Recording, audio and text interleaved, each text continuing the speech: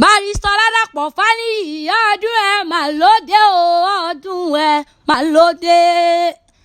Ọmọ Faniyi ọlá Faniyi ọdún ẹ mà lóde o ọdún ẹ mà lóde. Ọdún ẹ lóde là ń ṣe ọdún ẹ mà lóde o. Oladapo olówó orí ọmọ tó kẹ́ o tún ti lé lọ́dún lónìí àbọ̀ ọdún pẹ́ lọ́wọ́ Elédùmarè ọba. Àádọ́ta ọdún láyé kì í ṣe kéré mi ọ̀pọ̀ lẹ́gẹ́sọ ọdún tó kọjá tí wọn ò sí láyé mọ́ àkúfìyàn òun àfi ń gbórúkọ Elédùmarè ga lára rẹ ni.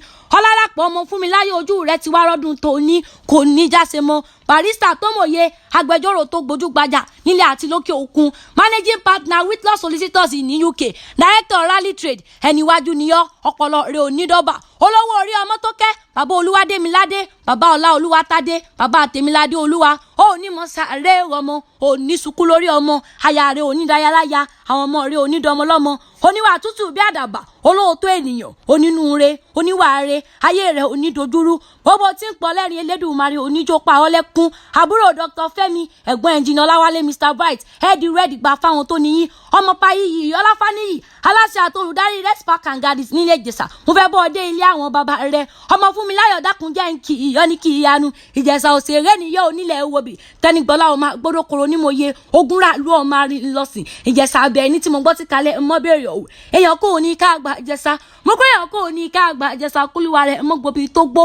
Oladapo ọmọ Faniyi ọlá mo fẹ́ gbobi lọ́wọ́ rẹ̀. Wọ́n wá ní tẹnigbọ́lá òṣèré ọmọ olóbì ìṣe èje, òṣèré ọmọ olóbì ìṣe ẹ̀fà, ńlá òṣèré ọmọ olóbì ìṣe ẹ̀ndínlógún, wọn mọ̀ fúnni lówó, wọn sì mọ̀ fúnni lóúnjẹ. Ìjẹ̀ṣà odò ọmọ apá ànàdà, ọmọ ogun tí ń gbani tí ń gbagbẹ́ ẹni, Ìjẹ̀ṣà abẹ́ni, ọmọ ilẹ̀ obì. Barrister ó mọ̀ pé ìran Ìjẹ̀ṣà ní ìsìtò lótò olú ẹrú ilé àwọn bàbá tó bí ọlọ́mọ ní sí pẹ́pẹ́yẹ, ńlẹ́ ọmọ olókun àdó, ọmọ olódò idẹ. Oladapo ọkọ ọmọ tó kẹ́ ọmọ wọlé pa kété ìlú ọgbọ́n, èkó àdèlé ibi àgè èrè tí ń sáré yẹlẹ́sẹ̀ méjì lọ, èkó àrómisalẹ̀ ẹgbẹ̀lẹ̀ ẹ̀ bára yín kalẹ̀ okú ọdún tó ní o. Màmá Kásùmù àtàwọn ọ̀rẹ́ rẹ̀ ní mọ́ kí ọ, Kúnlé Balógun, Eric, Ṣọlá, Láńrè Badmus, Victor, Donald, Yẹmí Sani, Bóyè Maranda, Diola Jíbóyè, Nojim, Yẹmísí Àtọ̀túnba, gbogbo wọn náà ní mọ́ kí ọ pé happy birthday to you o. Bàbá wa ń bèrè pé ta ni pẹ́ sà látẹ̀kan, mo pé bẹ́ẹ̀ mọ̀ mi sẹ́ gbóhùn wẹnu mi ni èmi la rí Ìkẹchàntà tí mo wí ọmọ olówó odù rọ́ ọmọ sukú pàdé òwúlẹ́kà pàdé ò bẹ́ẹ̀ dé fẹ́ bèrè tán.